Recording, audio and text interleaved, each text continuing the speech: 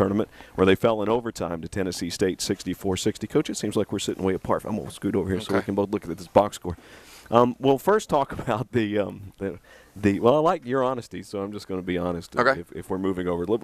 We're going to talk first about the championship game. All right. And then we'll work our way backwards chronologically because you won games over Belmont and Eastern Illinois prior to that. But you made it to the championship. Tennessee State got to the championship of the OVC tournament, winning over SIUE. And they were on a 9-game win streak ending the season. So they're playing their best basketball of the year. Talk to us about where your thoughts were going into this game and the problems that Tennessee State you knew would present to us. Well, Tennessee State is extremely physical and extremely athletic, and I was worried that if the officials didn't call it tight, that we wouldn't have an answer for that. And I basically, thought that would be the difference in the game. And I don't know that it was, but I don't know that it wasn't, because I thought the officials, I thought they were good officials. Don't get me wrong, but they kind of called 3 different games. They called the first half, and then they called the first 10 minutes of the second half, and then they called the last 10 minutes. And the first half was not very close. Right. I mean, they called it loose, which is Tennessee State's advantage. They got up by 12. Tennessee State did. Yeah, and then the first 10 minutes of the second half they called tight, and we grabbed like a 6-point lead. And then the last 10 minutes was called loose again, and we ended up back into overtime. So that was the thing that I was the most worried about, because they're so physical and so athletic and present a lot of matchup problems for us. One of the things that we also talked about in the pregame was how differently they had hit three-pointers in this tournament. Coming into our game, Tennessee State, which was one of the worst teams in the league shooting on the perimeter, had been hitting at a 50% rate. They knocked down 7 against us, but they were 7 of 24. Yeah, they shot the ball in the realm that we would want them to. So we did a good job defensively on the 3. We did a good job defensively on their shooting overall, especially after the first 6-8 minutes of the game. I mean, I think they were up 19-7, and then we made a pretty big run to get back in it at the half, and then to take a 6-point lead. I mean, if you look at it, if we don't have that first little gap there's an 18-point swing in our favor. Right. From the 19-7 mark to a 6-point lead over about a half of that ball game. So we played really good in that stretch, and but it was a great, from a fan's perspective, just in general fan, not a TSU fan and not a UT Martin fan. From a fan's perspective, I don't know what else you want out of a championship game. Right. An overtime game where you saw swings and you saw people make big shots and you saw people laying it out there. So I mean, it was a good championship game from a fan standpoint. 8 ties, 8 lead changes, and as you said, that big swing, and it was one of those games where, not to discredit what Tennessee State did, but and you always hear people say it could have gone either way, a break here or a break there, but it was really kind of one of those games.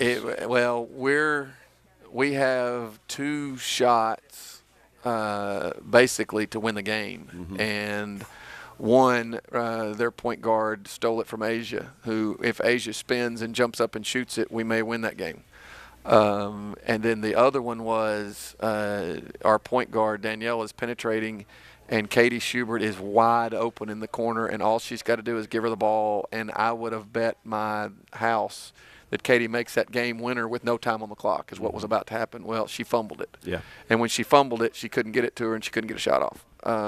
So, I mean, we had our chances. There were things that we could have done to win a ball game. I just don't, we didn't, for whatever reason, and that's not for me to know what they are, for whatever reason, we didn't do the things that we needed to do to win that basketball game. One of the things that you did in the game is you mixed up the lineup a little bit, and Charisma Tyson got quite a bit of playing time. Well, we had some foul trouble with Monique Jackson. We made a decision to get out of the press and go to the 1-3-1, and when we did, they had all kinds of problems with it. And our best 1-3-1 is when Charisma Tyson is at the top. So once we did that, we just kind of stuck with it. Kind of like we tell you, we're not real smart, and if we find something we think's doing good, we're going to keep doing it. And so that's where she got a lot more time, and she made a couple of shots and kind of got us going in the first half, and gave us a chance.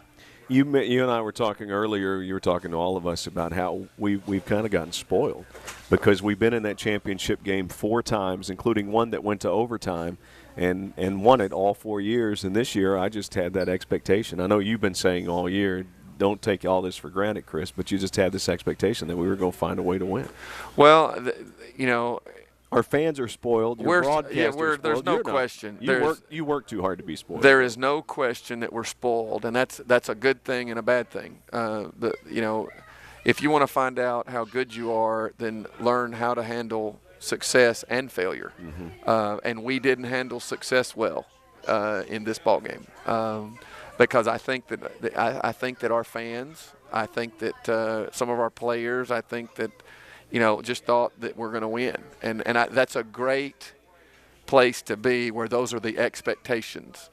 But what you have to do is you have to stay grounded enough to know that you can have those expectations, but you need to handle that a certain way. Right. And I don't think our kids did a great job of that. I think they got.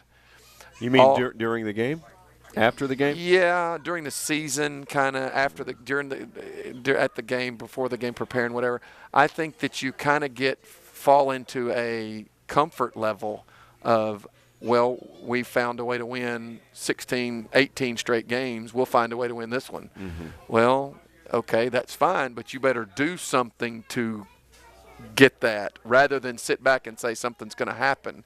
And it looked to me like the game started out and we were just like, oh, we're going to win, so we're not worried about it. And I think that kind of bit us. Like I'm tremendously honest with you on the radio, and I tell you if I make a mistake, I'll come back and tell you it was my fault. I saw one thing, got on a kid, come back, and I'll apologize to him, say you were right and I was wrong or whatever. But when you're still talking about effort late in the season, championships are going to be tough.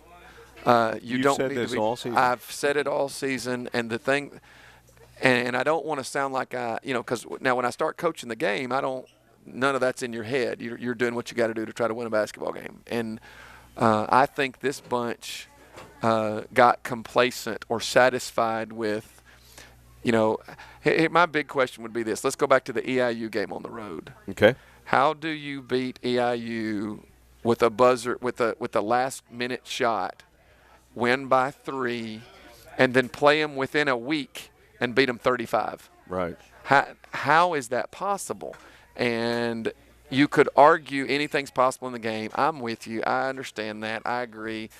But 3 weeks before the other one, you beat them by 40. So what that tells me is there's some swings there. And if be careful, swings in sports and basketball especially, because I don't know a lot about others.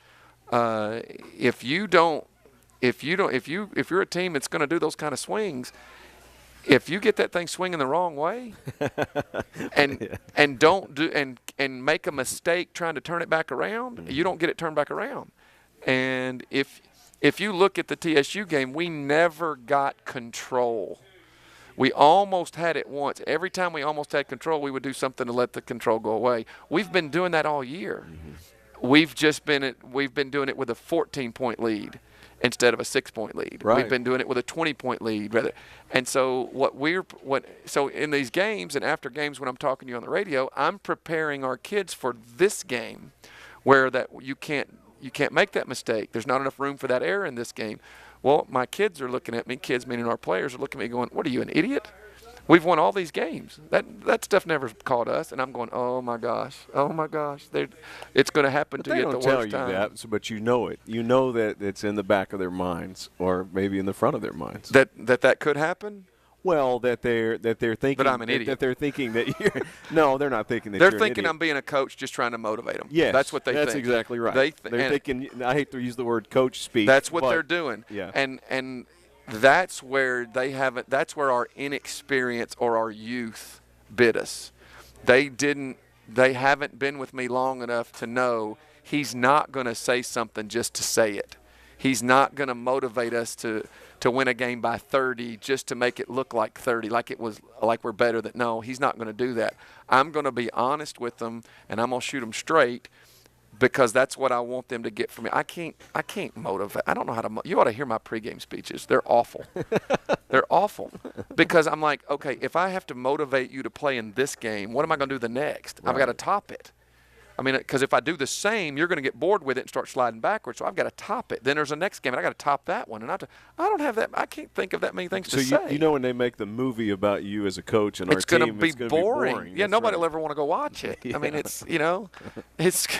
and nobody's going to want to play me. They're gonna Michael Keaton will play you. No, he won't. He's Beetlejuice. I mean, he's too interesting. But the thing that I always say, the thing that I've given these credit for is you found a way to win. You found a way to win. You found a way to win. And bless their hearts.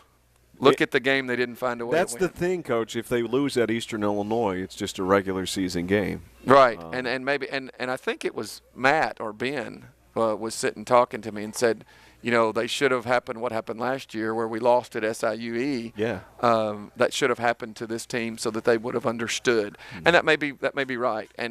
But the biggest thing, Chris, is I have a lot of faith and I've quit trying to make things happen. You know, when you're young, you try to make the world what you want it to be, and which is great because that's why the world does the way it does, and that's why we have so many interesting people in this world that try to push things. Well, I've gotten to the point now where I don't know why we weren't supposed to win that game. Have no idea, but we weren't. And you know what? It may not have had anything to do with us. It may have been all about Coach Inman. May have been all about Coach. He's been coaching for 45 years. Maybe this was to honor what he's done. I don't know what it was. All I know is that we're going to do the right thing with whatever's presented to us. And this is a loss. And it's a loss in a championship game at the worst possible time, and we're going to do whatever we have to do to make sure that the next time we're prepared to handle this situation. And, you know, you don't get overly excited about it, and you don't get overly upset about it, and you just try to stay even-keeled about that and try to be, you know, what's the right thing to do in that moment. And like we were talking about, most teams, I don't think any team has stayed on the floor when we won a championship. Let's address this head on, then we'll take a break. In our post-game interview, for those who are listening on the radio, you stepped away. It was comical. Yeah, you stepped away and came back because our team, after the game was over, was headed into the locker room. And there's an option for the runner-up team to stay on the floor or to go into the locker room. You wanted our team to stay on the floor. Well, I have a simple question. What is the right thing to do? Stay on the floor. Honor the other team and what they accomplished. They beat you. They whipped you fair and square. So you can sit there and honor them by being out there, or you can go in and you can, in my words, you can go in and pout in the locker room and cry, and which is fine, you know, to cry and be upset. But, I mean, in that moment, what do I think the right thing to do is? I think it's to honor what the other team has done. Now, I don't care whether the other if we win one, I don't care whether the other team stays out there or not. That's their call on what they believe is right. Well, what I believe is right is that we're out there and we honor that team and what they accomplished. And we were all of a sudden our kids are leaving, headed to the locker room, and I'm like, no, I don't believe that's not the right thing to do. And so I thought somebody from the OVC had made them leave. Right. And I basically turned around and told the commissioner, who I later had to apologize to, I told the commissioner, I don't really care if you told them they had to leave. I want them to sit out here and be here. And it wasn't because I was wanting our kids to feel bad. That's what some people could say. Well, he wants them to feel bad. But no, that's not it. This team won a championship. They beat you fair and square. They have the right to hold up that banner. You can at least be out here to honor what they did with you. You don't have to like it. I mean, I'm not, you know, but you can, there's a respect that you get by sitting out there. And I didn't do it so that we would hear from other people that was a good thing to do. That's not why you do the right thing. You do the right thing because you believe that's the right thing. Right. If it's not the right thing, I at least believed it was the right thing. And so anyway, it was kind of a comical situation. I called the commissioner later and I apologized. Like I tell you, if I'm wrong, I'm wrong. But I didn't say to her, you did it. I said, I don't know if somebody from your office did it or somebody from my staff did it or our university did it, but this is what I want them doing. And I said, with all due respect, this is what we're going to do. And she was extremely gracious. I don't know the word to say it. She was extremely whatever, and our kids came back out and sat down and were there until they finished the award ceremony. And then I told our girls, I said, once they do this, you quietly let leave, because now it's all Tennessee State's time, and we need to let them have their time. And you've been there the last 4 years. You know what happens on the floor. Right, The trophies are presented. The all-tournament team is presented. And I presented. don't like it when the all-tournament team's presented and a player is announced that earned the right to be recognized, and they're not out there because they're in their locker room. Right. I don't. Now, again, if that's what another team wants to do, that's fine. But Asia deserved to be on the all-tournament team, so she deserved to be recognized. So we need to be out there for Asia.